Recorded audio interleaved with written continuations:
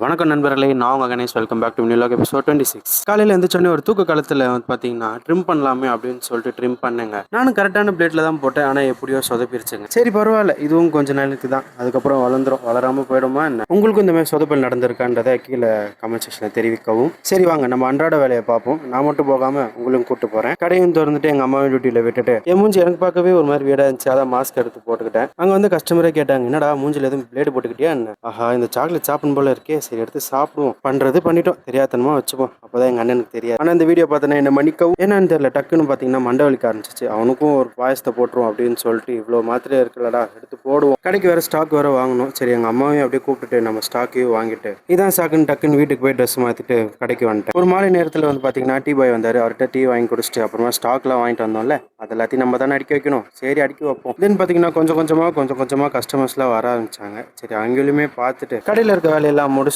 வீட்டுக்கு செம்ம டயர்டாக போனாங்க. சாப்பிட்டு முடிச்சுட்டு எடிட் பண்ணி தூங்கிட்டேன். Bye bye.